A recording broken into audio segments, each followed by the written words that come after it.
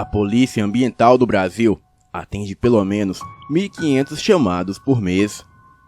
Na maioria dos casos acionados pela Polícia Militar para contenção de animais de grande porte ou animais selvagens que causam danos a propriedades e representam risco à vida dos moradores locais. Bem, vamos falar deste fato. Olá, Elite Oculta. Me chamo Jean. Sou natural da cidade de Jaboatão dos Guararapes.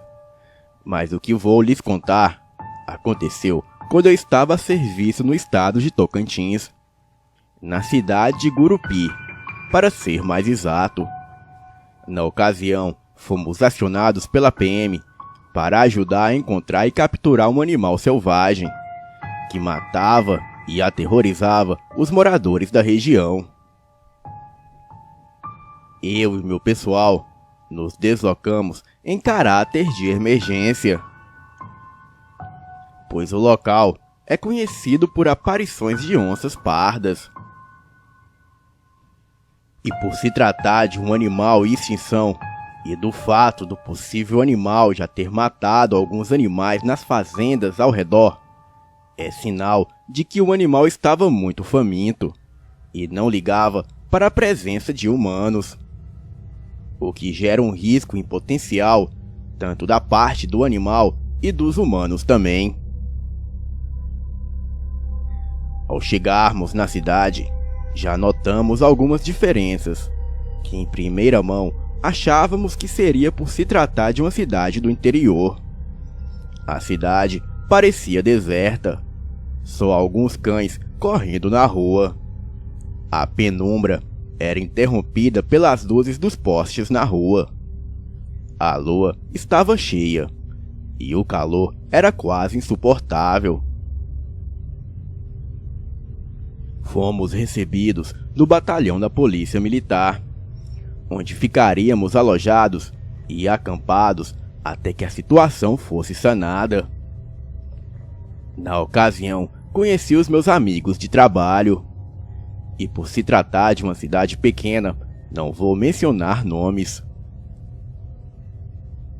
Decidimos descansar e partir pela manhã para o ponto de primeiro avistamento, onde começaríamos os trabalhos de rastreio e caça da criatura. Começaríamos pelo primeiro avistamento para podermos montar um vetor de caça mais eficiente.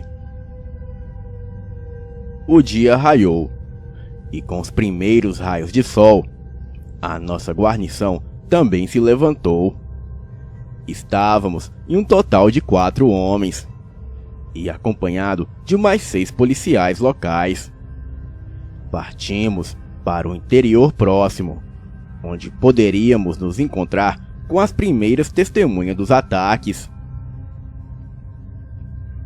A testemunha era um fazendeiro que relatou ter visto o animal atacando uma de suas criações. Chegamos em sua casa e logo vimos o senhor sentado na varanda. Em sua mão havia uma espingarda de 2 canos, que estava sendo polida. A polícia que nos acompanhava puxou as apresentações. Bom dia, seu Martugo. Trouxe aqui uns homens valentes e bons de caça para ajudar a pegar o bicho. Neste momento, ouvindo o policial, eu puxei um outro policial que estava perto e lhe perguntei: um bicho? Como assim? Sim, senhor. Ele pensa que foi um bicho. Tá falando em lobisomem. É só um velho. Pode não ter visto nada. Os homens riram enquanto o policial nos apresentava ao seu Martugo. Ele era um velho meio baixinho e usava um chapéu de boiadeiro. E mesmo cercado por vários policiais, sempre levava a sua espingarda consigo. Fomos levados então a um pequeno lago escondido entre uma floresta muito densa, que ficava por trás da fazenda do velho. Ao chegar, encontramos uma carcaça de vaca. O couro muito deteriorado e pouca carne. E por se tratar de um bom tempo que a carcaça estava ali, mas mesmo assim conservava as marcas do ataque. O senhor engatilhou a sua espingarda carregada, enquanto chegava perto. Os meus homens e eu colocamos as mãos no coldre, destravando as pistolas, pois se esse senhor estivesse passando por algum surto, não poderíamos confiar que ele não atiraria na gente ali mesmo. Ele se aproximou abaixando a arma e sentou numa pedra e começou a falar. Olha, seus polícia, eu fui criado nessa mata desde os meus 12 anos. E eu sempre caçava aqui com meu pai. Se quiser me prender, pode me prender. Mas eu já matei umas 2 onças aqui neste mesmo lugar. Eu já vi onça, gato do mato, caititu. Mas nada se compara com a coisa que eu vi naquela noite. Eu, olhando aquele homem em choque, me sentei ao seu lado, acendi um cigarro e disse: Pois vamos lá, me conte o que você viu. E o homem começou a contar. Eram quase 10 horas, quando vi o boi correndo de um lado para o outro. Os cachorros estavam latindo feito bicho doido. Eu corri para ver o que era, e foi quando vi os bichos correr para perto da cancela. Mas um deles estava mugindo perto aqui deste córrego. Corri achando que tinha uma cobra ou uma onça aqui. E quando saí aqui fora, eu vi uma criatura preta e grande abrindo o boi na dentada. Mas como estava escuro, eu não consegui ver como era aquilo. Mas o bicho me viu. E quando vi os olhos dele vermelhos me olhando, eu corri e pulei no rio. E vi a coisa aqui correndo de um lado para o outro. E hora ou outra, ele vinha e mordia o boi no chão. Era a coisa mais horrível do mundo. O bicho foi-se embora lá pelas 5 da madrugada. As minhas pernas já estavam dormentes. E eu já estava quase morrendo. Se eu saísse, aquilo me matava. E se eu ficasse mais um pouco, morreria afogado. Mas graças a Deus, aquilo me deixou de mão e foi-se embora. Enquanto se adentrava na mata, eu ouvia aquela coisa urrar de longe. E os seus urros cada vez ia ficando mais longe. E foi aí que eu decidi sair do lago e voltei correndo para casa sem olhar para trás. Contei este fato para todo mundo sobre a coisa que vi naquela noite. E o pessoal daqui começou a me chamar de doido. Mas logo que contei as minhas histórias, o povo foi contando que também viu a mesma coisa. Após ouvir a história do velho, eu me levantei, recolhi algumas amostras daquela carcaça, tirei umas fotos e agradeci ao senhor. Já estávamos nos preparando para sairmos, quando um soldado me chamou. Senhor, tem algo aqui que talvez o senhor queira ver. Ao me aproximar, vi uma marca de uma pata grande, e pelo tamanho da pegada, parecia ser um animal de grande porte. E dada a profundidade das pegadas, só poderia ser de um animal muito grande. As pegadas estavam em vários locais ao redor da lagoa, e o que dava a entender era que se tratava de um animal que visitava este local com muita frequência. Vendo essas marcas, chamei os policiais militares que nos acompanhavam, e então comecei a passar-lhe instruções. Quero um perímetro de segurança de 10 quilômetros ao redor do perímetro. Ninguém entra e ninguém sai depois do anoitecer. Porque aparentemente é um animal de hábitos noturnos. E deve ser mesmo a onça, e das grandes.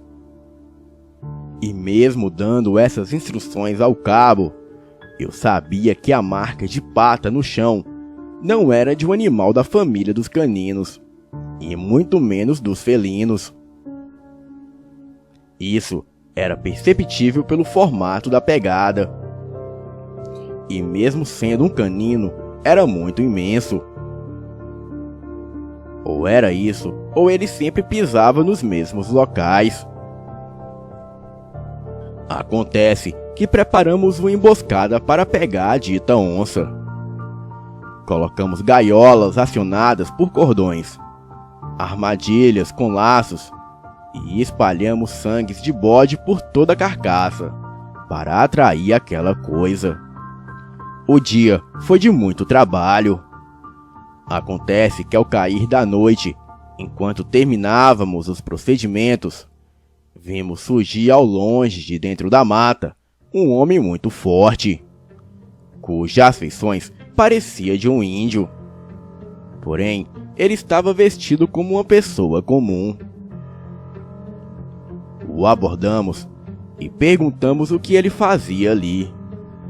E ele disse que estava apenas olhando o movimento, pois ele estava achando aquilo muito estranho. O avisamos que ali era cena de investigação policial e pedimos que ele se retirasse. O homem, no mesmo instante, vendo que estávamos armados, deu de ombros e começou a sair devagar. Nem mesmo pude saber o seu nome. Isso tudo aconteceu muito rápido. E nesse caso, decidi que não lhe daria importância.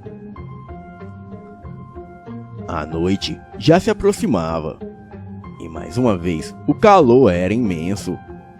E próximo a cada armadilha havia um soldado de prontidão. Eu estava numa pequena embarcação no meio do lago, pois se caso algo viesse de trás, eu poderia prevenir. A lua cheia refletia intensa no céu, e do nada começamos a ouvir os animais alvoroçados, e a mata parecia estar em total alerta. Todos os animais faziam barulho. Eu ouvi quando um soldado falou no rádio. Confirmado, senhor. É um animal grande. Ele veio perto da armadilha. E quando ele ia cair no laço, ele olhou para cima, como se olhasse diretamente em meus olhos. E aí, ele percebeu a armadilha e foi-se embora. Eu, achando que o soldado estava brincando, respondi ao rádio. Como assim? O que houve? Como assim? Houve confirmação visual? E o soldado respondeu. Confirmação visual. Estava aqui abaixo da árvore onde estou. Era um quadrúpede, pelos negros e focinho alongado, e orelhas muito grandes. Não é uma coisa deste mundo, chefe. Repito, isto não é deste mundo. O rádio sofreu interferência forte, e ouvi um barulho de algo saltando muito alto e derrubando alguma coisa grande de cima de uma árvore. Destravei o meu fuzil e mirei na saída da mata, na direção de onde o soldado estava. E nesse instante, ouvi uma voz que dizia: "Vocês acham mesmo que vai me pegar nessas ratoeiras?" A voz era grossa e muito grave, seguida de alguns fungados, intercalada por uma respiração muito forte.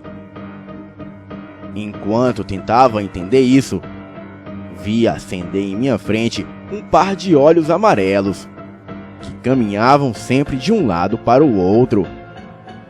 O pouco que se via era uma silhueta de um vulto preto, mas nada que eu pudesse usar para descrever. E logo disse: sai do escuro com as mãos para cima. Deite no chão e se identifique. É uma ordem. Aquela coisa continuou a andar na margem. Eu chamei todos os soldados no rádio. Comuniquei que alguém tinha invadido o cerco de segurança. E chamei todos para se reagruparem. Quando fiz isso, a criatura que viu que não daria conta de todos os soldados tentou investir contra mim. E diferente do que se pensa, aquela coisa não teve medo de água. Vi quando aquela figura negra tomou forma na margem. Aquela criatura era uma coisa de pelos negros, cujas patas de trás eram maiores que a da frente. O focinho era alongado e o corpo parecia muito forte. A sua língua saltava para fora da boca, como a de um cão cansado. E as presas estavam à mostra. Aquela criatura, sim, era o próprio rascunho do inferno. No susto, disparei 3 vezes contra aquilo. E a coisa continuava a correr na margem. E num susto, aquilo se pôs de pé. Isso mesmo, de pé. E aquela fera medonha alcançava fácil uns 2 metros de altura. E nessa de ficar de pé, aquilo urrou tão alto e tão forte que toda a mata se calou. A coisa se apoiou nas patas de trás e investiu com tudo contra mim. Num salto de fúria e ódio, eu disparei mais uma vez, mas não antes de sentir a sua grande boca pegar o meu ombro, me fazendo gritar de dor enquanto caía na água. Os meus gritos se misturavam com o barulho que eu fazia me debatendo na água, enquanto lutava contra aquela coisa horrível que nadava em minha direção. Comecei a nadar de volta para a margem, e quando senti aquela mão gelada segurar o meu tornozelo e me puxar para perto, e aquela coisa abria a sua grande boca para terminar o que havia começado. Ao longe, eu já avistava as lanternas que vinham de dentro da mata. Eu chorava pedindo perdão a Deus por todos os meus pecados, enquanto via o próprio diabo que me puxava para ser devorado ali naquele lago. E foi aí que lembrei da faca tática que carrego no uniforme. E no último suspiro de loucura, eu dei uma facada na barriga daquela coisa, o fazendo sangrar. Foi o tempo que precisei para me afastar daquilo e a equipe de suporte chegar. E logo ouvi o estampido de um tiro da escopeta calibre 12, disparado de um soldado da PM em minha frente. E em seguida podia escutar um urro muito alto, de gelar a espinha, e o som de algo correndo muito frenético, e os PMs seguindo aquele som. Naquela noite eu perdi muito sangue e acordei por volta do meio-dia, 4 dias após o incidente. E quando acordei, a primeira coisa que perguntei foi sobre o que havia acontecido. E um PM logo me respondeu: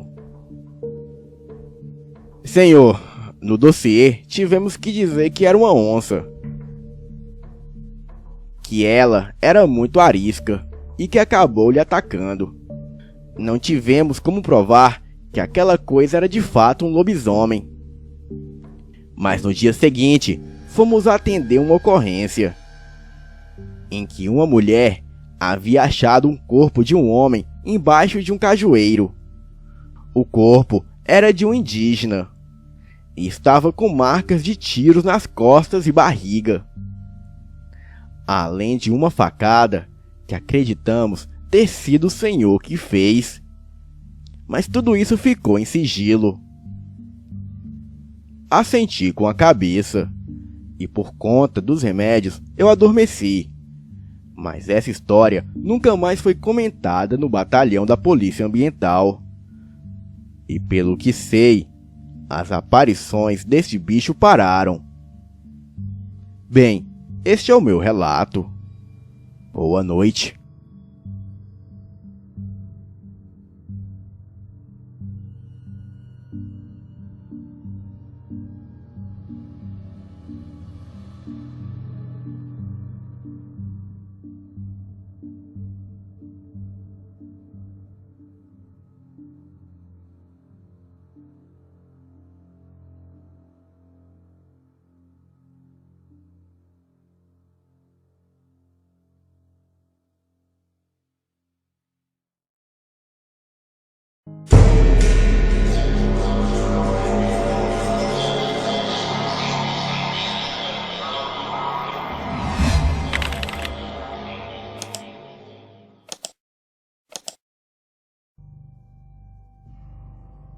Existem criaturas de outro mundo capazes de caçar e matar seres humanos por motivos misteriosos.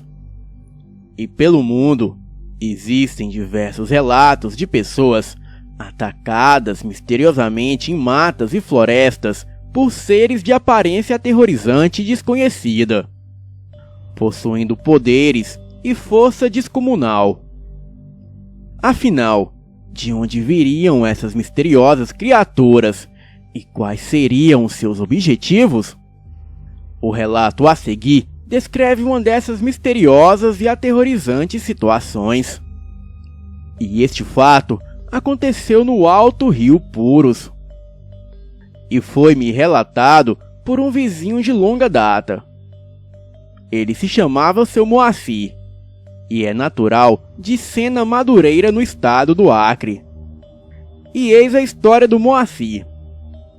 Nos barcos a vapor que circulavam nos rios do Alto Amazonas, também chamados de batelão, transportavam produtos nativos da região. E no barco existia 2 foguistas responsáveis por alimentar as caldeiras a vapor das embarcações. Existia o foguista principal, o qual era chamado de primeiro foguista, e o seu substituto, que era chamado de segundo foguista. Essas embarcações tinham uma tripulação típica de 16 homens. E este fato aconteceu em 1950. Bem, o barco percorria parte da bacia amazônica, na fronteira dos estados do Amazonas e do Acre, sendo que o barco atracava em muitos trapiches, que eram pequenos portos localizados ao longo do Rio Purus, tendo a sua base na cidade de Boca do Acre. Em uma dessas embarcações existia um homem chamado Isaac, e ele era apelidado de Segundo, pois possuía o cargo de segundo foguista. Isaac era natural do estado do Ceará. Tinha estatura mediana, a pele clara, cabelos de um loiro pálido e os olhos esverdeados. Veio, como muitos nordestinos, para a região amazônica. Ele se tornou soldado da borracha e trabalhava nos seringais do Rio Purus. Era inteligente e a sua experiência de seringueiro o transformara em um grande conhecedor da floresta. E ele tinha também uma característica comum a todos os nordestinos, que desbravaram a Amazônia durante o período da borracha. Bem, barcos a vapor circulavam em tempos antigos nos rios do Alto Amazonas e inclusive no Rio Purus. Isaac tinha um costume que adquiriu ao longo do tempo que trabalhava nas embarcações. E onde a embarcação aportasse, ele pegava o seu rifle de caça e saía para praticar sua paixão, que era caçar. E podia ser dia, noite ou madrugada, não importava. Ele perguntava ao encarregado da embarcação quanto tempo o barco ficaria parado. E depois de obtida a resposta, ele entrava floresta adentro em busca de alguma caça, e quase sempre trazia. Em certa viagem, quando o batelão se aproximava de Pauíne, por volta de 5:30 da noite, foi avistado um melancial, e ficou decidido que os 2 tripulantes voltariam para recolher algumas melancias. Um dos homens foi destacado. Ele chamava Moisés e era um bom remador. E o outro se voluntariou. Ele era o segundo foguista, o Isaac. Pegou o seu rifle e a sua faca de caça e retomaram a plantação de melancia. E ao chegarem lá, começaram a encher a canoa com as frutas. E depois, o Isaac combinou um horário com Moisés para o seu retorno. Então, ele saiu batendo o mato. Só que desta vez, ele não voltou mais. E quando Moisés retornou à embarcação, causou surpresa a sua volta tarde da noite sem o Isaac. E apesar de tarde da noite, eles manobraram o batelão para o melancial. E ao chegarem, iniciaram a busca dando tiros para o ar, batendo nas árvores com terçados e gritando por Isaac. E isso durou toda a madrugada. E após muita busca pelas matas, Isaac foi finalmente encontrado com a luz opaca do amanhecer das 5 horas da manhã. Ele estava em um estado deplorável. Aparentemente, havia sido arrastado pelo mato. Tendo a roupa toda rasgada, estava muito ferido. Com o peito e braços com cortes profundos. Estando também bastante ensanguentado. A sua perna esquerda estava visivelmente quebrada. E ele respirava com muita dificuldade, pois estava desfalecido. Isaac foi levado para o batelão. E durante o percurso foi solicitado um médico do Rio Branco, pois o seu estado era gravíssimo. Se fosse outra pessoa, talvez tivesse morrido naquela situação. Porém, o Isaac resistia. E durante todo o seu sofrimento, ele gemia e falava palavras desconexas.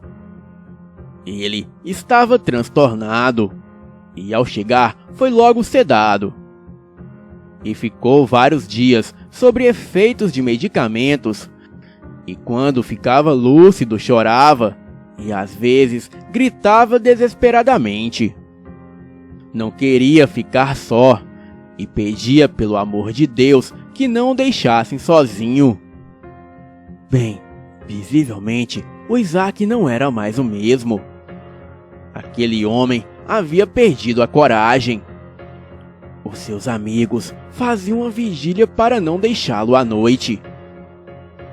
E o seu Moacir me disse que em algumas ocasiões ele ficou abraçado com Isaac para tentar acalmá-lo. E sendo que nesses momentos ele ficava repetindo: "Ele vem me buscar! Ele vem me buscar!"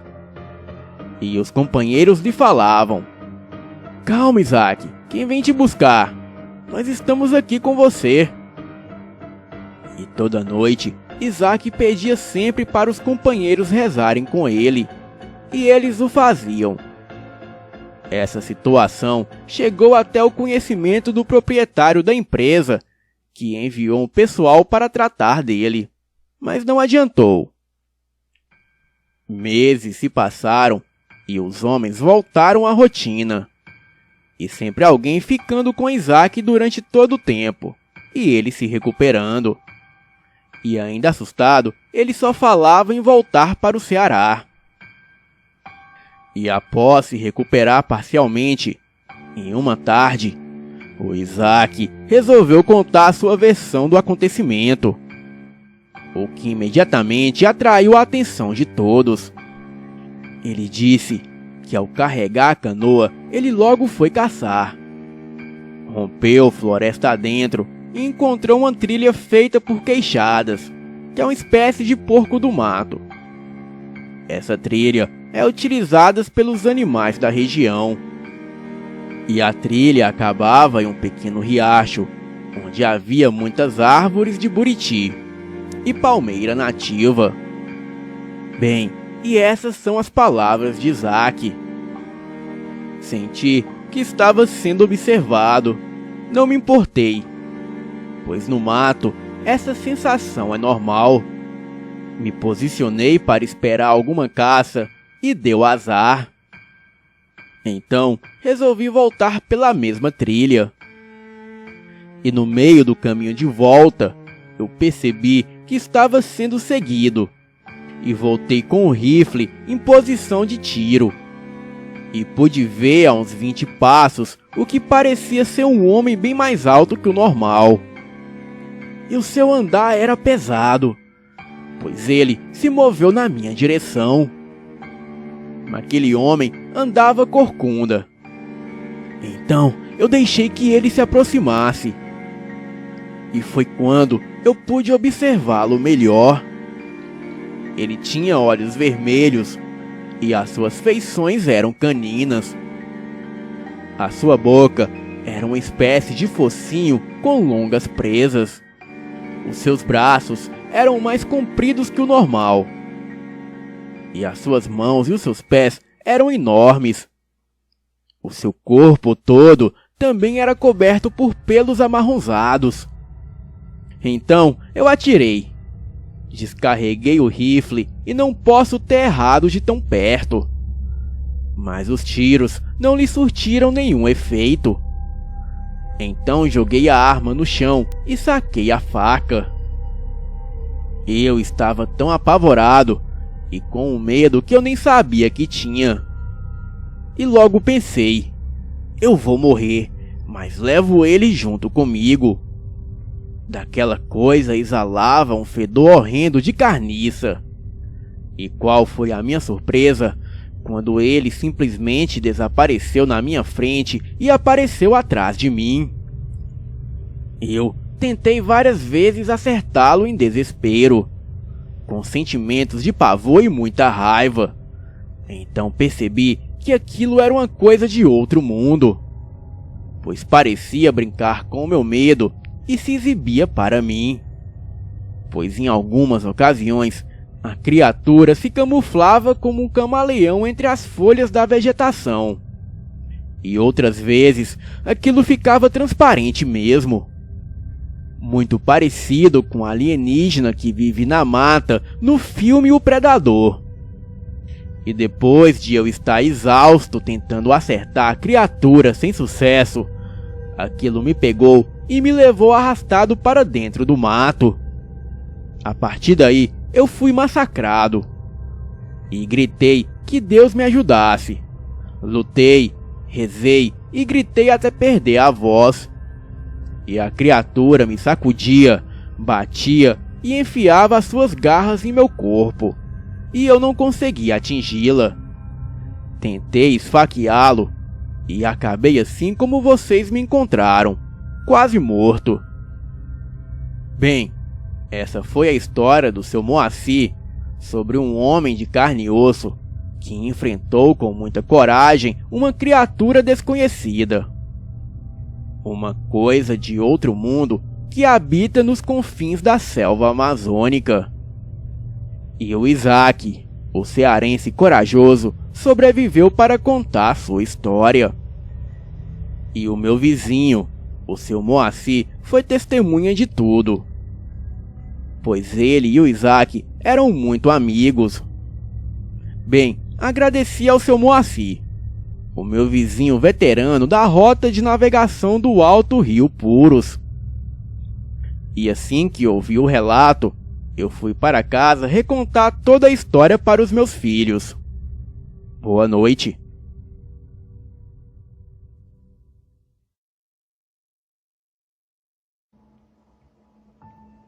O lobisomem de Januária, Minas Gerais. Na época, eu tinha 13 anos e morava na cidade de Januária, Minas Gerais, mais precisamente no bairro Bandeirantes, próximo ao Asilo João 23. Eu morava com a minha avó, minha mãe e meu irmão mais novo de 11 anos na época. Um certo dia, minha avó passou mal, e como na cidade não tinha muitos recursos médicos, minha mãe teve que seguir com ela para Belo Horizonte, ficando só eu e meu irmão em casa. Eu vou chamá-lo aqui de Kaique. Só ficamos nós dois em casa, e minha cachorra vira-lata de porte grande chamada Jade. A cidade sempre foi muito pacata, quase não havia crimes na cidade. Então, não havia muita preocupação de trancar toda a casa na hora de dormir. Apenas fechávamos o portão, mas não o trancávamos com chave. Nós tínhamos um amigo que chamarei aqui de Paulo. Ele morava próximo à nossa casa e costumávamos ficar na porta de casa até umas 3 horas da manhã contando histórias de terror. Muitas dessas histórias já haviam acontecido com nós em particular e outras histórias apenas ouvimos. Um certo dia, estava eu, Paulo e meu irmão jogando um joguinho de luta no PlayStation 1. E meu irmão, por ser um mau perdedor, estava xingando alguns palavrões, e começamos a discutir. Então, decidi parar o jogo por ali mesmo, e nosso amigo Paulo foi embora, e isso era por volta de meia-noite. Como eu disse anteriormente, minha avó e minha mãe estavam viajando para Belo Horizonte e iam ficar mais 3 dias fora. Como meu irmão era muito medroso, eu disse a ele: "Você que fica xingando esses palavrões, você vai ver quando o demônio aparecer para você. Aí nunca mais você xinga essas coisas." Ele retrucou e disse: "Você sempre fala isso e nunca me apareceu nada, e nunca vai aparecer." "Pois você vai ver essa noite, a pior coisa do mundo." Quando eu disse isso, eu planejava fazer uma pegadinha com ele. Planejava fazer um boneco e colocar no escuro do quintal, para assim ele se assustar. Mas naquele dia estava muito cansado, então desisti da ideia e fomos dormir. Colocamos o colchão na sala, pois não tínhamos coragem de dormir nos quartos da casa, pois minha mãe e minha avó já haviam presenciado aparições e vultos de fantasma nos quartos. Então, fomos dormir na sala junto com a nossa cachorra Jade. Estávamos deitados, vendo os programas tediosos da TV aberta, e dormimos rápido. A rua naquela época era deserta, e ainda continua deserta até os dias de hoje. Adormecemos e por volta das 3 horas da manhã, acordei com um estrondo na garagem, como se um cavalo ou algo bem pesado caísse lá. Minha casa era de gradilho alto, não havia como um cavalo pular ali. No mesmo instante do estrondo, a minha cachorra acordou e ficou atenta observando. Meu irmão estava em um sono pesado. Aquilo que caiu se levantou rapidamente e começou a relinchar muito alto, com relinchos de porco misturado com relinchos de cavalo. Aquilo era muito estranho, e de repente aquilo começou a correr em volta da casa, com pisadas profundas, e meio de gritos e relinchos. E quando aquilo corria em volta da casa, derrubava plantas e tudo que havia no quintal. Minha cachorra estava eufórica e latindo muito, e eu tentando acordar meu irmão, até que finalmente ele acordou. Ficamos apavorados, esperando aquilo ir embora, quando, de repente, aquilo parou de correr e veio caminhando e parou na janela da sala, que era de vidro ofuscado, mas deu para ver a sua silhueta. Era a coisa mais assustadora do mundo. Aquilo não era humano, parecia um grande homem peludo com focinho de porco, e aquilo era alto e forte, e lembrava muito um gorila, esses de filme. Seus olhos eram amarelos, e aquilo era o demônio em pessoa. Quando aquilo nos viu pela janela, começou a dar fortes socos na janela, que apesar de ser de vidro, tinha armação de ferro, e por mais que aquilo empurrasse a janela milagrosamente não cedia, só tremia toda. O mais irônico da situação era que a porta da cozinha não estava trancada, e aquilo poderia entrar facilmente por lá. Minha cachorra latia em direção da porta para sair atrás daquilo. Minha cachorra era forte e muito corajosa, então corri, abri a porta da sala bem rápido e deixei ela sair atrás daquilo. E logo em seguida tranquei a porta.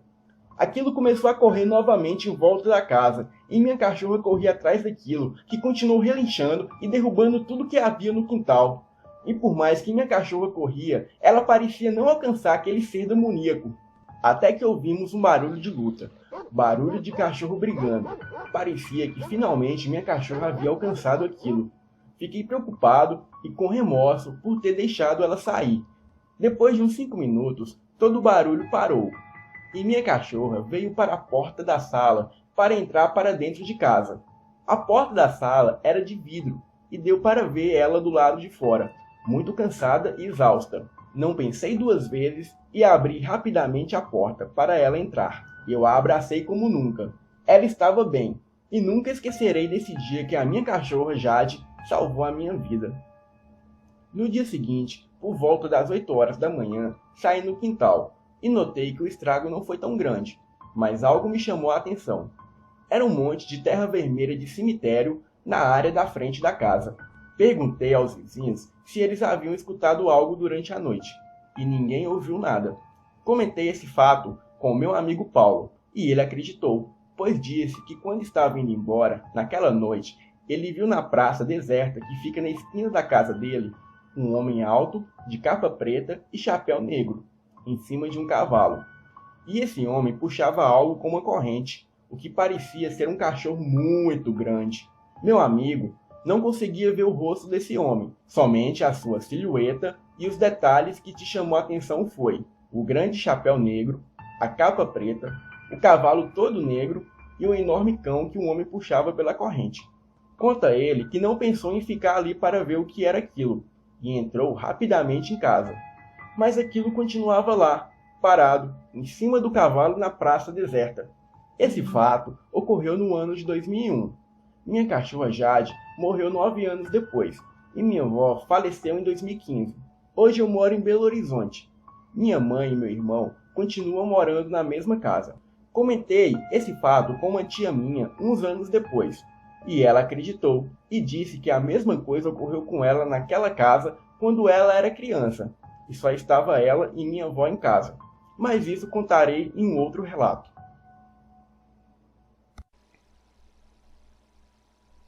Fala galera, aqui quem fala é o Rafael Portinari e trago mais esse relato incrível sobre a aparição de lobisomem. E se você gostou desse relato, não esqueça de deixar o seu like, e você ainda que não é inscrito, não se esqueça de se inscrever no canal. E se você deseja nos enviar a sua história macabra, o e-mail do canal está aqui na descrição do vídeo. Boa noite.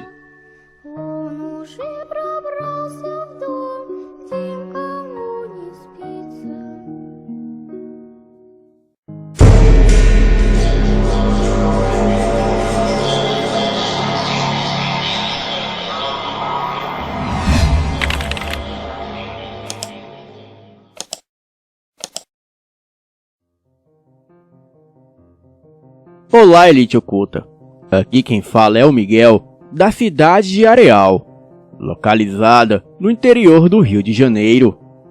Bem, para começo de conversa, eu tinha me enganado achando que aquele lobisomem que o seu Jorge se vingou era a única fera que existia por aqui. Mas não, pois existem outras pessoas como aquela criatura. E a propósito, se trata de um bom homem. Porém, na lua cheia do anoitecer, ele vira um demônio do inferno. Bom, vamos aos fatos. Estava eu e o meu amigo, que se chama João Pedro. Contei a ele sobre o que aconteceu com meu primo Mateus e eu, naquela noite terrível em que saímos para tirar foto das estrelas naquela mata fechada com morros. O João acreditou em mim. Daí, eu tive a ideia de voltar no mesmo lugar com ele, para saber o que escondia aquela mata fechada. Pois bem, fomos eu e ele de carro até a entrada da mata. Ele foi dirigindo. Paramos o carro na entrada E dentro do carro, eu disse o seguinte a ele: João, você trouxe a lanterna? E ele respondeu: Sim, eu trouxe. Lembra que da última vez que você disse que veio aqui com seu primo, você esqueceu de trazer a lanterna? Então, por isso mesmo eu trouxe. Sim, então tá ok. Eu também trouxe. E não somente a lanterna, como trouxe um machadinho afiado também. Daí, eu e ele fomos andando pela mata, até chegar em um pico de um morro naquela mata. Fomos devagar. Enquanto andávamos, conversávamos ao mesmo tempo e brincávamos um com o outro. Porém, prestávamos atenção em volta dos lugares e atentos a qualquer coisa em nossa volta, pois nós não sabíamos o que aquela mata guardava.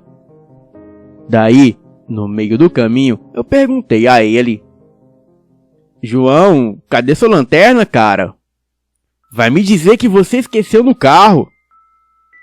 E daí ele disse: Mano, eu acho que esqueci, cara. Deixa eu procurar aqui na minha mochila. Daí ele procurou e não achou. Ele havia deixado a lanterna no carro e saímos sem perceber isso. Então eu disse rindo: Pronto, fudeu, cara. Agora se a gente der de cara com outro bicho, essa minha lanterna vai ter que servir até o fim. Daí, ele também, como é bobo e brincalhão, também riu. Bom, passaram-se 3 horas, e já era 9h10 da noite. Então caminhamos mais um pouco, até que chegamos até o pico do morro. Finalmente chegamos lá. Bem, eu estava com sede. Parei, bebi um pouco de água e ficamos sentados em um tronco de árvore no chão. E foi aí que o João viu umas luzes um pouco no fundo da outra mata, que fica atrás deste morro. Então o João disse: Miguel, chega aqui, fica em pé comigo e olha lá no fundo daquelas árvores lá na frente. Daí eu olhei meio desconfiado, pensando que era alguma brincadeira dele. E quando cheguei perto, eu pude ver aquilo. No fundo daquelas árvores, eu vi que não eram só luzes, e sim havia uma cabana junto. Era uma cabana bem grande. E até aí tudo bem. E daí eu logo pensei: nossa, como alguém em sã consciência vai querer viver tão distante da cidade e das pessoas, vivendo aqui neste fim de mundo? O João deu a ideia que nós fôssemos até lá. E mesmo eu concordando, o meu coração começou a acelerar. Fiquei apreensivo um pouco. E naquele momento, era como um filme passando na minha cabeça de tudo o que aconteceu naquela mata comigo e com meu primo Mateus. Bem, como eu não queria bancar o covarde, concordei com ele e fomos indo até lá. E foi aí que o João disse brincando: Miguel, segura firme, que é hora de invadir a casa de alguém. Cara, não vamos fazer isso não, né? Ah, vamos sim, ele disse rindo. Mas aí eu criei coragem e concordei com ele. E chegando perto da cabana, estava um silêncio total. E só ouvimos as árvores balançarem um pouco com a força do vento. E daí, a luz de dentro da cabana acendeu. E então, ouvimos a voz de um velho xingando. E ele dizia: quem será essa hora? Quem está no meu quintal, cacete? Daí, o João me disse bem baixo: Cara, como que ele sabe que tem gente aqui? João, eu não sei, mas esse velho deve escutar muito bem. Neste momento, eu e o João nos escondemos agachados no mato. Nós estávamos a alguns metros da janela da cabana. E foi quando aquele velho saiu para fora, olhou da varanda de sua cabana em nossa direção no mato e logo falou: "Ei, vocês dois, saiam daí! Eu já vi os dois, podem sair!" Na hora, eu paralisei de medo. O João se levantou do mato e ele estava branco. E gaguejando, ele falou para o velho: senhor, desculpe, só estávamos achando lugar para acampar." Daí, eu olhei para o João com uma cara de que ele falou merda. E eu falei: sim, estamos aqui para acampar." "O senhor não sabe onde podemos acampar por aqui fora, não?" "Bom, eu não sei onde vocês podem acampar, mas está frio demais. Vamos, entrem, vamos tomar um café." O velho estava com uma arma na mão. Daí, obedecemos a ele e entramos dentro da cabana. Nós ficamos conversando com o velho e tomando café na sala da cabana. O velho de início até parecia gente boa e me lembrava um pouco o jeito do seu Jorge. Daí conversa vai, conversa vem. E eu e o João o perguntamos se ele tinha familiares aqui pela cidade. "Não, eu só tinha a minha mulher e a minha filha." Ele nos mostrou os quadros com as fotos delas.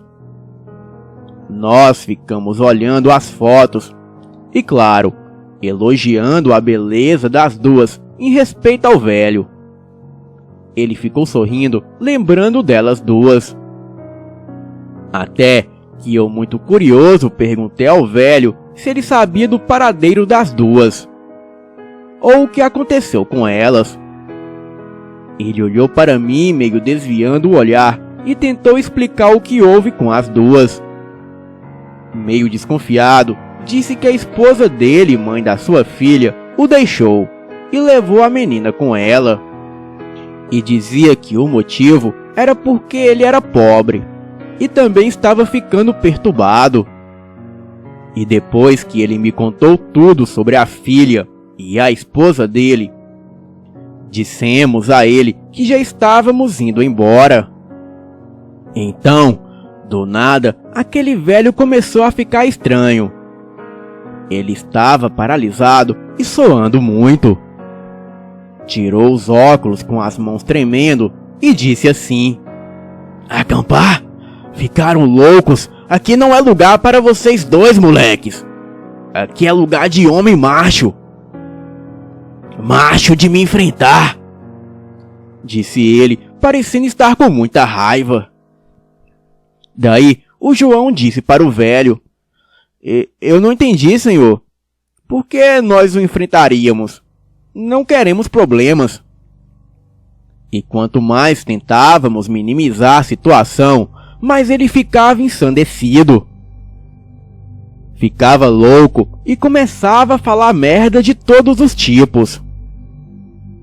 E em seguida, ele ficou branco e pálido e não parava de rir. Eu e o João começamos a soar frio de medo. E não entendíamos o porquê daquele velho ter ficado assim do nada. Até que eu disse a ele: "Olha, senhor, eu não quero ficar aqui ouvindo o senhor falar essas coisas ou ficar nos xingando." Daí, ele começou a gritar e a tremer. E em seguida falou com uma voz rouca, parecendo que estava possuído: "Olha, você tinha que ser mais educado como seu amigo viado ali, seu maldito." Daí, o meu amigo perdeu a paciência com ele e começou a discutir. E quando eu dei pá da situação e entendi o que estava acontecendo, e percebi que aquele velho gritava e tremia, e aquilo tudo parecia ser muito de uma transformação em fera. como essas de filmes de terror sobre lobisomens. Fiquei olhando aquele velho por mais alguns minutos e vi que de repente começou a sair pelos dele e ele não parava de rir. Me xingava de todos os palavrões. E então, quando meu amigo percebeu, ele começou a se assustar também. Eu e o meu amigo vimos aquele velho se transformar em um cão negro de olhos vermelhos. Ele começava a se debater nas paredes, derrubando tudo dentro da cabana e urrando bem alto. Fiquei paralisado de ver novamente aquele cão do inferno. Daí, o meu amigo e eu saímos correndo feito loucos. Começamos a correr pela mata em direção ao carro no início da entrada. E ao mesmo tempo que corríamos, aquela peste maldita vinha atrás de nós em uma velocidade impressionante. E foi quando aquela criatura subiu em uma das árvores e foi pulando feito um macaco, de árvore em árvore. Todos os animais noturnos da mata se calaram, e o único barulho que se era possível ouvir era daquela criatura quebrando os galhos das árvores. Enquanto corríamos, o João caiu e acabou torcendo o pé. Tentei puxar ele, mas vi que era inútil. E eu já estava quase o deixando para trás. E em uma atitude desesperada, eu peguei o pé dele e torci para o lado contrário. E então eu ajudei ele a se levantar rapidamente. Continuamos correndo e descendo os morros. E algum tempo depois, correndo pelaquela mata, tentando achar o carro, aquela criatura pula de cima de uma árvore grande bem na nossa frente. E aquele ser demoníaco, que deveria ter no mínimo 2 metros de altura, começou a dizer com aquela voz demoníaca: "Vocês estão preparados para ir para o inferno agora? A minha esposa e a minha filha, eu devorei as duas. E vou fazer o mesmo com vocês dois." Eu juro por Deus que as minhas pernas ficaram bambas assim que ouvi aquela criatura falar. E me lembrei que no outro relato que aqui contei, o seu Jorge me disse que ouviu aquela outra fera. E com essa não foi tão diferente. Eu, com muito medo, com as minhas pernas bambas e com uma atitude heróica, peguei a minha machadinha no bolso da minha mochila. E sem pensar 2 vezes, eu acertei o pescoço da criatura. E com isso, aquela fera começou a se debater e a urrar de dor. Então, segurei na mão do meu amigo e começamos a correr pela mata. Porém, a criatura não desistiu. Aquilo veio atrás da gente, subindo pelas árvores e pulando nas árvores que ficavam à nossa frente. Aquela coisa estava prestes a nos pegar. Mas graças a Deus achamos o carro e saímos da mata. Ligamos o carro rapidamente e o meu amigo, mesmo tendo torcido o pé, ele mesmo assim conseguiu dirigir. Ele engatou a primeira, colocou a segunda, terceira e saiu acelerado pela estradinha de areia. Mas aquela fera, de tão maldita que era, veio correndo atrás do carro por alguns minutos. E mesmo o carro sendo muito rápido, aquela coisa quase nos alcançava. E o meu medo era da criatura pular em cima do carro e fazendo o mesmo tombar no meio da estrada. Mas depois de uns 2 minutos, a fera desistiu de nos perseguir. E nós estávamos quase saindo da estrada de terra e chegando no asfalto. Olhei para trás e vi aquela coisa entrar no mato e desaparecer. O meu amigo se recuperou rapidamente do pé torcido. Mas daquele trauma que vivemos, eu tenho certeza que jamais vamos nos recuperar. Boa noite.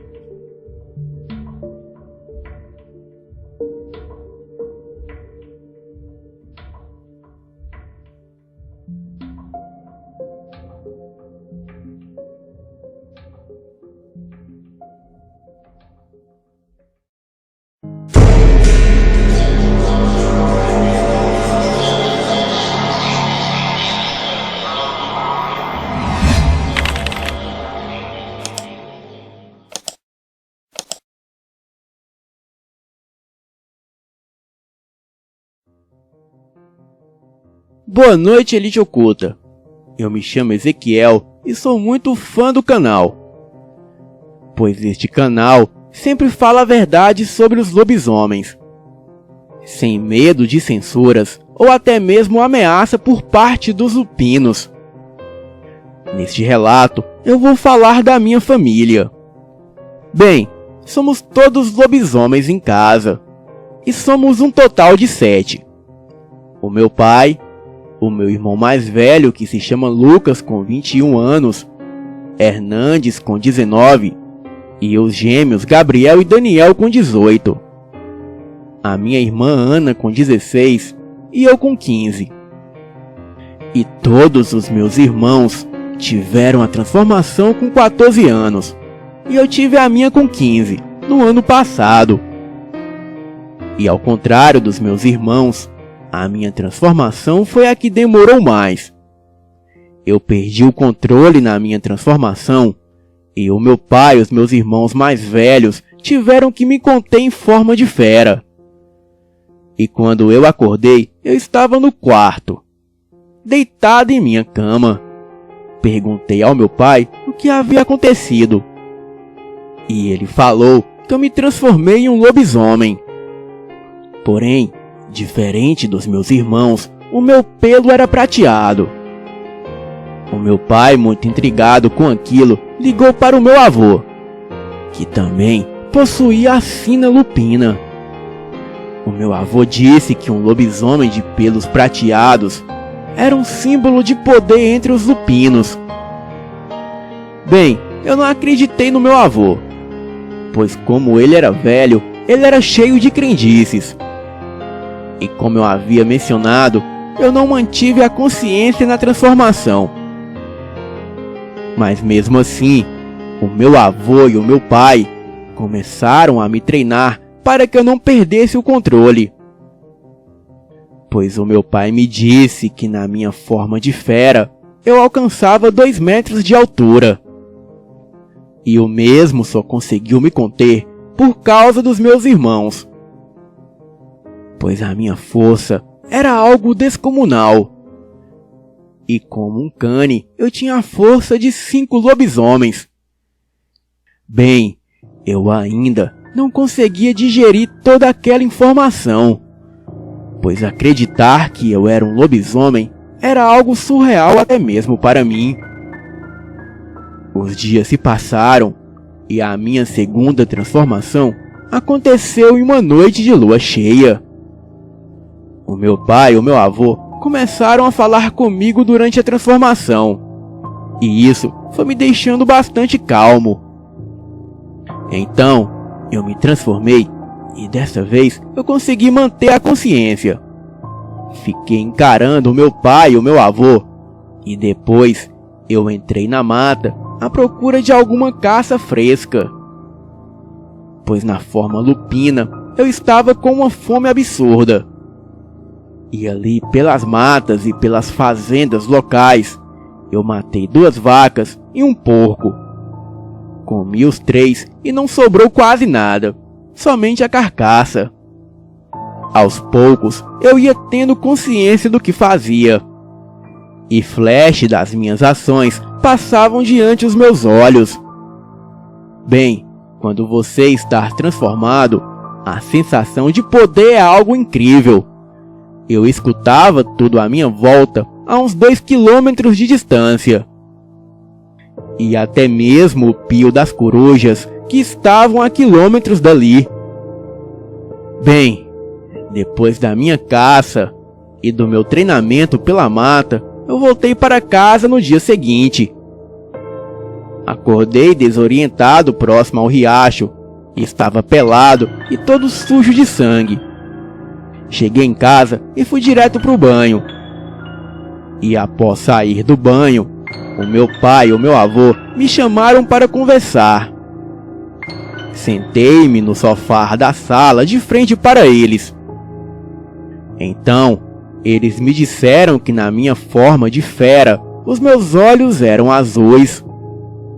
E me disseram também que os sentidos e os instintos animalescos de um lobisomem prateado são muito mais aguçados do que o de um lobisomem normal. Mas ainda assim, era um pouco inferior a de um lobisomem albino. Eles me disseram também que eu teria muito trabalho para me conter. E o meu pai disse para eu tomar muito cuidado para não ser visto, pois os humanos jamais entenderiam. Bem, esqueci este assunto e o resto do dia foi normal. Mas no dia seguinte, eu fui para a escola com a minha irmã. E na minha sala, havia um garoto que se chamava Kaique. Ele sofria bullying. E eu sempre tentava ser amigo dele. Mas ele nunca quis ser o meu amigo. Então, eu deixei esse assunto para lá. Afinal, todos nós temos opção de escolha. O tempo passou e deu a hora de ir embora. E na saída, um grupo de garotos fazia um bullying com Kaique. Então, eu fui até lá e tomei satisfação com os garotos. Tirei o Kaique do meio da confusão, no momento em que o marmanjo estava batendo nele. Aquele cara também tentou me acertar quando eu estava de costas. Mas o que muitos não sabiam é que eu, na minha forma humana, também tinha habilidades especiais. Então eu pude ver o seu reflexo na hora que ele ia me acertar um soco de costas. Eu desviei e o golpeei no queixo. Mas o golpe que eu lhe acertei foi tão forte que ele desmaiou na mesma hora. Os outros garotos que estavam ali presentes tentaram reanimá-lo, mas eu não me importei com aquilo. Então eu fui embora e levei o Kaique até a sua casa. Ele me agradeceu, eu despedi dele e fui embora. E no caminho de casa, eu encontrei um senhor que parecia ser um morador de rua. Aquele velho ficou me encarando por um bom tempo. Bem, aquele senhor tinha algo que me incomodava bastante. E tamanha era a minha raiva que eu tinha vontade de socá-lo. Mas com muito esforço eu consegui me conter. Me afastei e segui caminho para casa. E durante todo o meu caminho, eu olhava para trás e aquele senhor continuava me encarando. No dia seguinte, eu escuto a campainha de casa tocar. E no mesmo momento, eu fui ver quem era aquela hora da manhã. E para minha surpresa, era aquele mesmo senhor que ficou me encarando. Ele veio até a minha casa pedir dinheiro para comprar comida. Eu falei que não tinha, pois provavelmente ele queria dinheiro para comprar cachaça. Mas como ele disse que estava com fome, eu dei um prato de comida para ele. Ele pegou o prato, jogou no chão e falou que não queria comida, e sim dinheiro. Eu, como já não gostava daquele velho desaforado, parti para cima dele e comecei a esmurrá-lo. Os meus irmãos vieram para me conter. E depois de saber o que tinha ocorrido, eles expulsaram o senhor de nossa propriedade. Mas enquanto os meus irmãos arrastavam ele para fora do nosso terreno, ele olhou para mim com uma cara de ódio e me ameaçou de morte. Ele jurou que voltaria com seus amigos e mataria eu e toda a minha família. Eu virei para ele e disse que ele não fazia ideia com quem estava mexendo. E se ele ameaçasse novamente alguém da minha família, ele não viveria para contar a história. Bem, aquele senhor foi embora. Porém, eu fiquei com aquelas palavras na cabeça. E também uma sensação estranha de que algo muito ruim fosse acontecer. Era como se fosse um mau presságio. A noite logo caiu e era lua cheia. Naquela noite, eu me transformei junto com os meus irmãos. E logo em seguida, o meu pai também. E como eu fui o primeiro a me transformar, eu saí correndo para a mata. Mas antes de alcançar a mata, eu senti um cheiro de podre ali perto. O meu instinto indicava que o perigo estava próximo. E seguindo o meu instinto, eu fui direto para o cheiro. E chegando ali, bem na minha frente, haviam 2 lobisomens enormes. Ambos tinham os pelos negros e olhos vermelhos como brasas incandescentes. Eu tinha certeza que ali na minha frente havia 2 canes do inferno.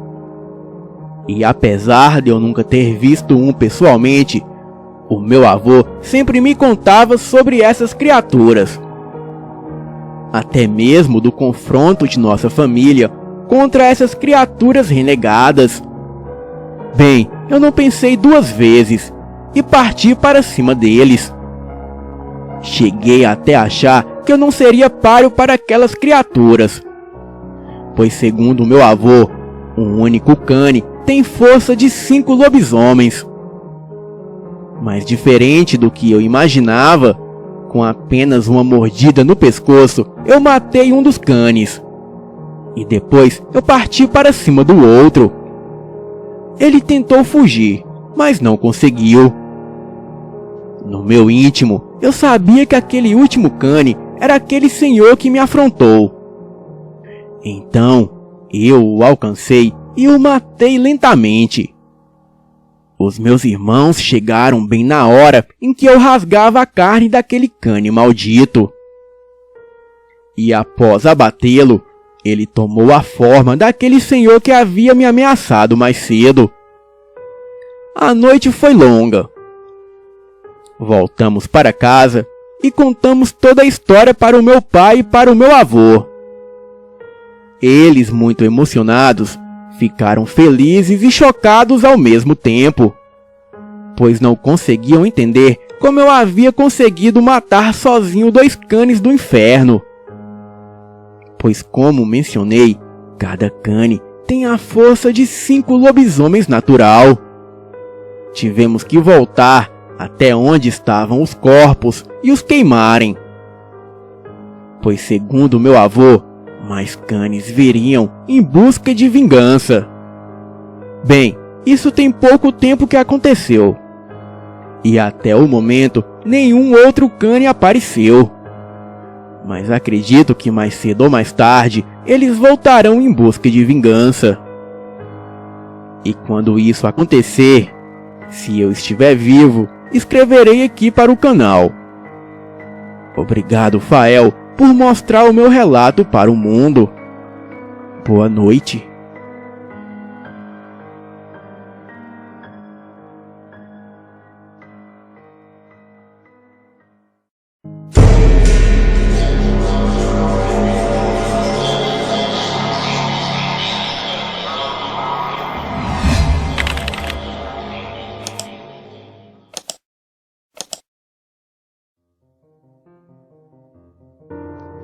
O seu Miguel, dono da bodega, vendo aquela confusão, expulsou o homem a pauladas, enquanto os outros corriam para socorrer o meu pai. E mesmo com o SAMU chegando bem rápido, não deu para fazer muita coisa. E naquela noite, o meu pai morreu a caminho do hospital. Eu recebi a notícia por uma tia minha que me ligou quase na hora. Ela pediu para eu correr para casa que a minha mãe estava muito mal, pois o meu pai acabara de falecer. as minhas pernas tremeram, o meu sangue esfriou e a minha pressão caiu. A minha visão escureceu e eu pensei que ia desmaiar. Corri o mais rápido que pude para casa. O ar em meus pulmões pareciam queimar. A sensação só piorou. Cheguei em casa e vi a minha mãe debruçada nos braços da minha tia em prantos. Quando me viu, se agarrou a mim e choramos juntos por horas. Até que a minha tia me trouxe um chá de camomila e deu também para minha mãe. Então ela dormiu e enfim eu pude me levantar. Pedi para que a minha tia cuidasse dos preparativos da casa, que eu iria até o hospital cuidar da papelada. No hospital, enquanto esperava a liberação do corpo e ligava para um pessoal da funerária local, eu vi na enfermaria um homem alto de olhos verdes muito alterado, nervoso e com muita raiva, reclamando com uma enfermeira enquanto levava pontos. Fiquei observando por horas. E foi bom que eu não soubesse naquela hora que aquele homem era o assassino do meu pai, pois era melhor assim. Pois se eu soubesse que era ele, eu daria cabo no safado ali mesmo. Bem, o velório foi comovente. E nunca se vira em nossa cidade uma pessoa tão querida. A rua de nossa casa se encheu de gente, e quase não deu para acomodar todo mundo. E mesmo com pesada perca, eu não poderia deixar de ir atrás e saber o que havia acontecido. Fui na bodega do seu Miguel no dia seguinte para conversar com ele sobre a morte do meu pai. Mas o seu Miguel disse para mim que já tinha falado tudo para a polícia e que eu deveria pelo menos deixar o corpo do meu pai descansar em paz. E que não era bom ficar atazanando assim antes do 7º dia, pois ele dizia que era mau agouro, que poderia atrair coisa ruim. Com muita insistência e depois de horas questionando o seu Miguel, ele me deu a descrição do homem que havia matado meu pai. Ele dizia que era alguém de fora da cidade, um cara que ele nunca tinha visto antes por essas bandas, que era alto, forte e de olhos claros, e que tinha tomado umas pancadas no meio da confusão e poderia estar com alguns machucados. Eu o agradeci e já ia saindo pela porta, quando seu Miguel me disse que eu deveria me cuidar nesses 7 dias, até a alma do meu pai poder descansar, pois senão eu iria ficar doido, com a alma do meu pai no meu pé o tempo todo. Acenei com a cabeça e fui direto para o hospital.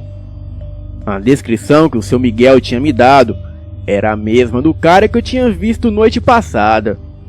Então eu já sabia onde procurar. Quando cheguei no hospital, me identifiquei como sendo o irmão do rapaz que estava na enfermaria na noite passada. Eles, com muito custo, me deram um nome. E o vigia do hospital disse que ele havia mencionado que estava numa chácara do pai dele no interior da cidade e que precisava de um táxi para chegar até lá. Eu estava decidido a achar aquele homem, tão decidido que saí caminhando em direção à chácara, que estava a mais ou menos 8 quilômetros de distância do local onde eu estava. E nisso já era de tardezinha. E durante o caminho, um homem me acompanhou, sempre caminhando em meu lado e sempre calado e quieto, sem falar nada. Eu não o encarei diretamente, mas podia ver pela visão periférica que ele usava vestes negras. Tinha no cinto uma fivela com uma desses peões de rodeio e segurava uma bengala o tempo todo. Além disso, ele caminhava mancando, mas não dei muita importância para ele. A noite estava um breu total, quando cheguei na frente da chácara do homem. Fiquei ali observando ele na sua casa com a sua mulher e um garoto. Ele parecia nem sequer fazer questão de ter matado um homem. E foi aí que o homem que me acompanhava enquanto eu caminhava falou: não é justo que ele viva e seu pai não. Não é justo que ele tenha família e você não. E não é justo que esse porco faça pouco do seu pai a ponto de não perceber que matou um homem. A voz do homem era grossa e meio rouca, mas aquelas palavras doíam em meu coração. E lá no fundo, eu começava a sentir que estava quase familiarizado com aquele homem estranho que estava comigo. O homem, vendo que eu estava tomado de raiva, me mandou ir até a beira de um cemitério que havia ali perto, que ele me mostraria algo que me ajudaria a dar um jeito no assassino do meu pai sem ser culpado de nada. Eu, com muita fúria, segui os conselhos daquele homem. E nem sei por onde que fui quando cheguei no cemitério.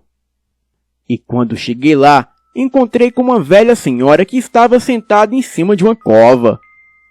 A senhora não disse uma palavra e apenas me ofereceu uma bebida numa cuia de barro. Aquilo tinha um gosto horrível de ferrugem, algo muito amargo e cheiro de enxofre. Mas na mesma hora que bebi, a mulher sumiu. Senti muito calor e comecei a tirar as minhas roupas. O calor só aumentava e eu comecei a rasgar a minha pele com as unhas. Unhas essas que estavam enormes.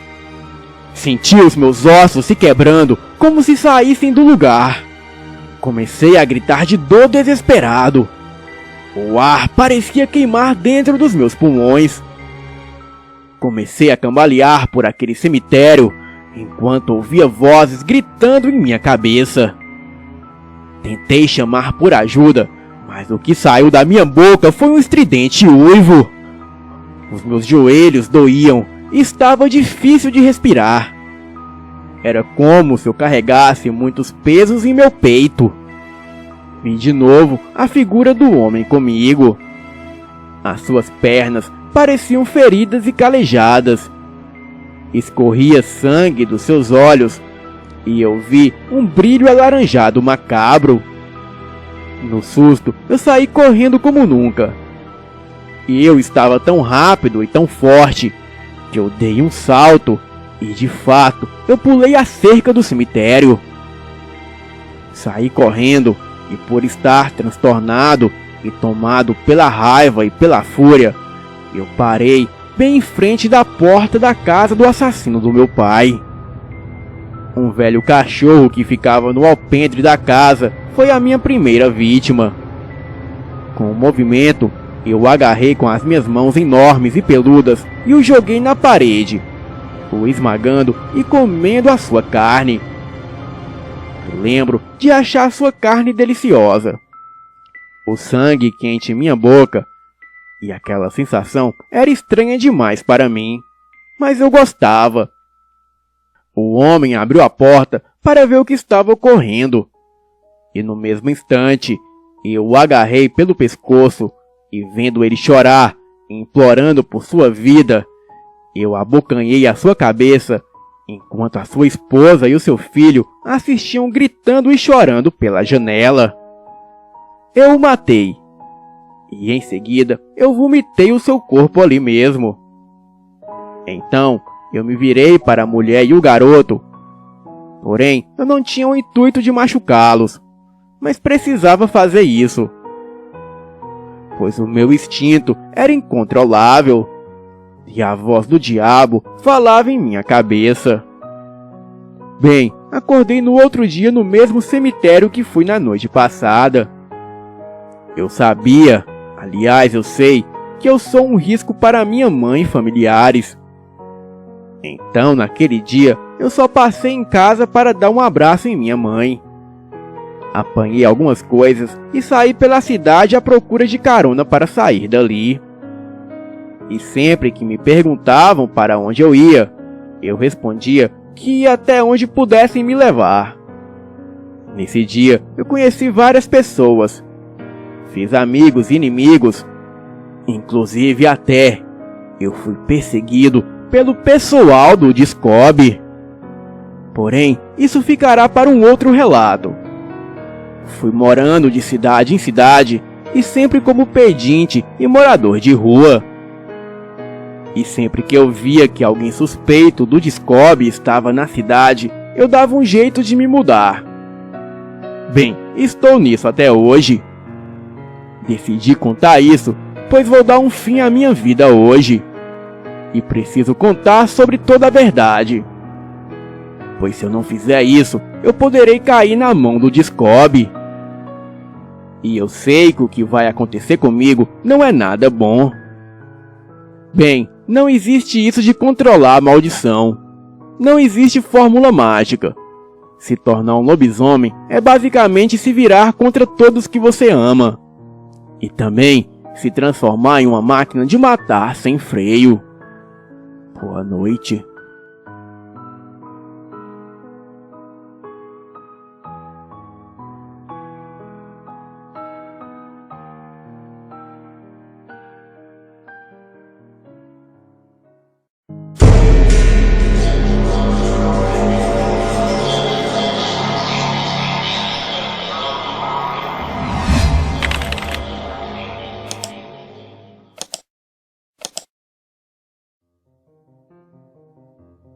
Olá, boa noite. Para mim é complicado escrever isso. Não quero me identificar e nem dar características. E o que vou lhes contar aqui é uma das coisas que mais me doeu e incomodou por toda uma vida. E hoje já fazem 5 anos que passei por este pesadelo. E como me identifiquei muito com o conteúdo do canal, eu decidi me abrir e contar uma das experiências mais traumatizantes da minha vida. A cidade onde eu moro é bem grande. Entretanto, a minha casa não ficava exatamente na cidade. Sempre morei, nasci e fui criado em uma chácara que pertencia ao meu finado pai. E essas terras sempre foram nossas. E pelo que eu sei, o meu pai as herdou do meu avô, que por sua vez herdou do meu bisavô, e por aí vai. Eu me lembro que sempre falava para o meu pai que ele tinha muita sorte de ter ganhado uma casa tão bonita e terras tão vastas. E ele sempre dizia que ninguém ganhava nada, e que tudo na vida tinha um preço. E quando eu perguntava qual o preço da nossa casa, ele sempre ria e desconversava. Dizia que um dia eu iria saber. Que quando ele morresse, eu herdaria a casa e saberia qual o preço da nossa herança. O meu pai trabalhava, por incrível que pareça, só nos finais de semana. Ou era isso que eu pensava, pois toda sexta-feira à noite ele se levantava, apanhava uma muda de roupas e saía em direção à porteira da saída da fazenda.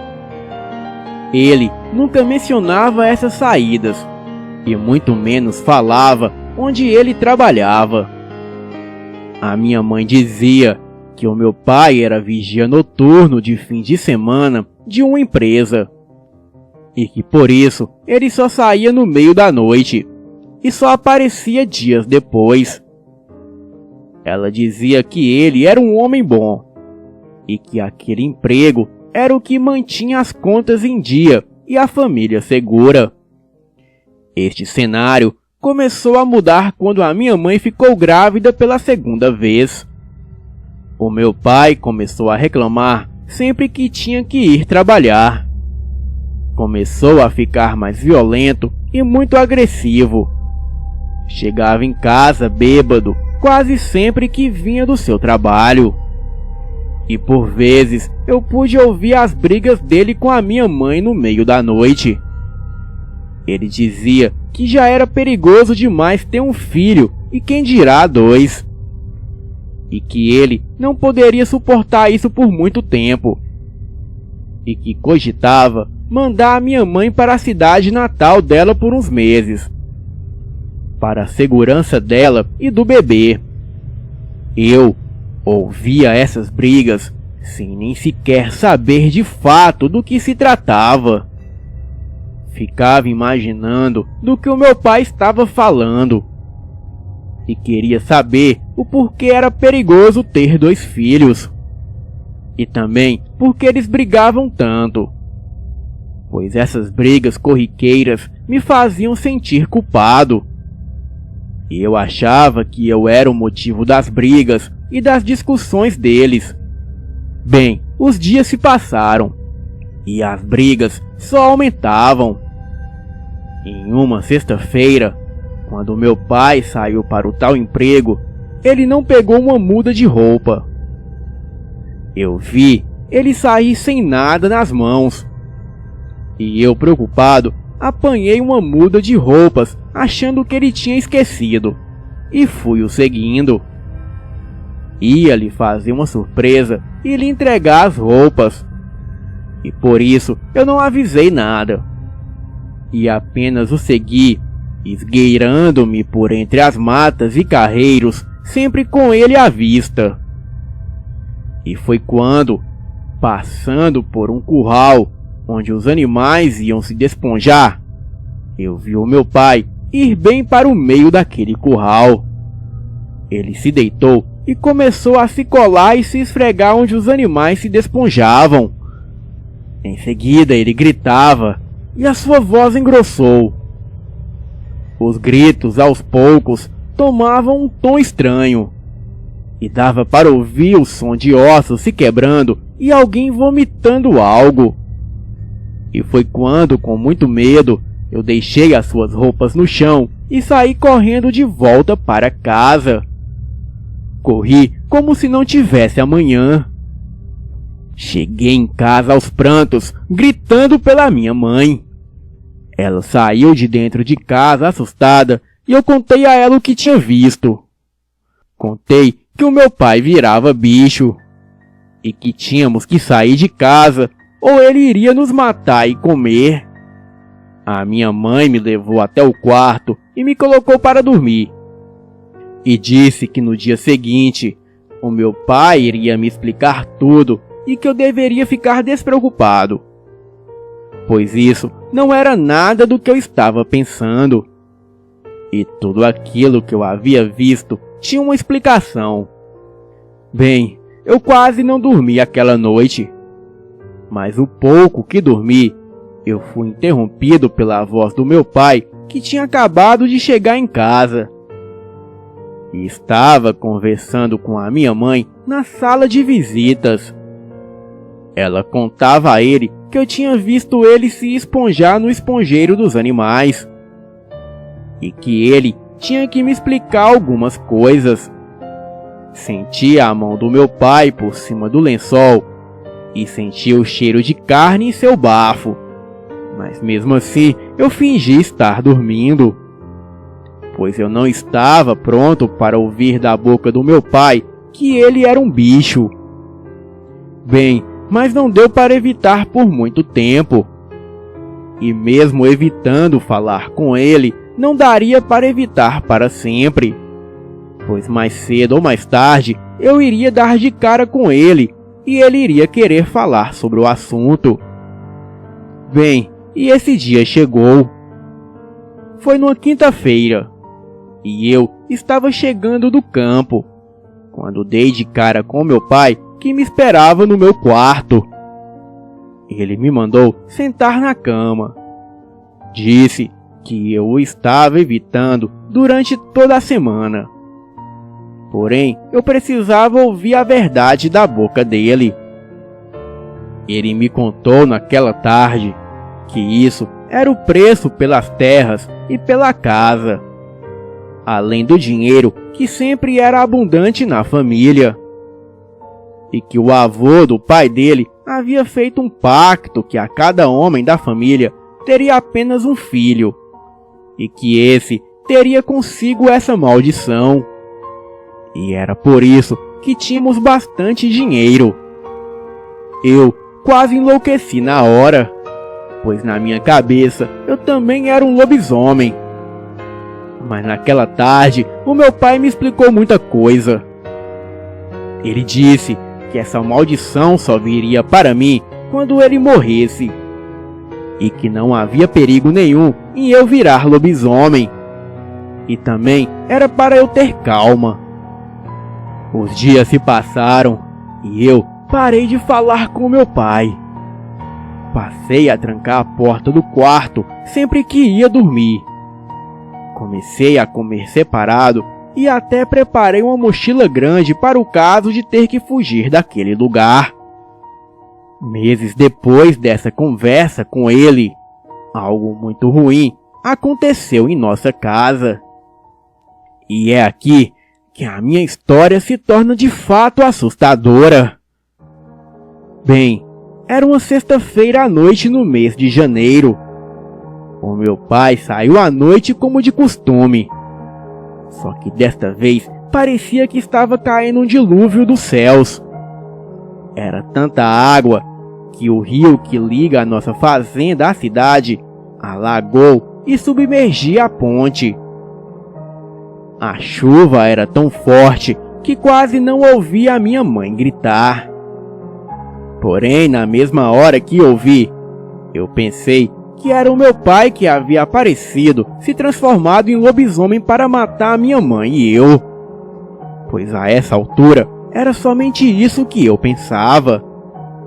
A minha mãe estava chorando e gritando. A empregada segurava em sua mão. E foi quando percebi que ela estava dando à luz. Mas o que ela gritava era para fecharmos as portas da casa. Todas as portas e janelas, porque senão o meu pai vinha buscar o filhinho dela. E nessa hora, eu ouvi um urro alto, uma pancada forte e um grunhido de morte de um dos cães da nossa casa. Corri até a porta e o que vi foi uma besta satânica de pé na porteira de casa. A sua boca estava aberta, escorrendo sangue. A criatura segurava a cabeça do nosso cachorro em suas mãos. Aquela coisa tinha pelos marrons e olhos amarelos arregalados. Com toda a certeza, aquilo era o meu pai. E eu sabia que era ele. E por um tempo, até achei que poderia pedir a ele para não vir. E então, de uma das janelas da casa, eu fiquei gritando e implorando para ele não vir. Porém, nada adiantou. Aquela criatura vinha correndo e derrubando tudo em sua frente. E no impulso ainda, matou mais um dos cães da casa. A criatura se jogou tão forte contra a porta da casa que a mesma veio abaixo no mesmo instante. Eu não tive tempo de fazer muita coisa. Aquilo saltou em cima da empregada primeiro, rasgando a coitada. E assim, a dilacerando em pedaços. E partiu para o quarto onde a minha mãe e o meu recém-nascido irmãozinho estavam. Senti um fogo correr no meu corpo. E uma dor muito forte como nunca. Senti uma dor nas juntas e parecia que o meu maxilar ia se desfazer. E o que vi depois disso foi a criatura de pé no corredor arranhando a porta do quarto da minha mãe. A minha mãe estava chorando e gritando para o meu pai ir embora. Eu corri para cima dele. E em seguida enfiei as minhas garras na costela dele. O sangue quente corria em meus braços enquanto ele urrava e gritava de dor. Em seguida, ele voltou à sua forma humana. Eu, com aquela sede incontrolável de sangue, comecei a comer a sua carne. Ele ainda estava rastejando e respingando sangue na madeira do chão da casa. Quando eu, ainda em forma de bicho, o arrastei para a mata. Acordei na manhã seguinte todo sujo de sangue e rodeado de mato. Totalmente nu, com alguns arranhões no corpo. uma sensação de que iria vomitar constantemente. E quando vomitei, eu pude ver algumas penas de galinha e partes de outros animais. Então, eu fugi por semanas de mim mesmo. Morei por dias nas matas, mas um dia eu retornei à minha casa. Porém, a minha mãe não morava mais lá. E tudo que achei foi uma carta dela que dizia: "O que passamos foi demais para mim. Suportei o seu pai por 16 anos, mas não dá mais. Vou levar o seu irmão para longe dessa loucura toda." Enterramos o seu pai no fundo do quintal. Não teve BO de nada. Eu te amo, meu filho. Se cuida. E foi assim que eu virei um lobisomem para enfrentar o meu pai e salvar a minha mãe. Boa noite.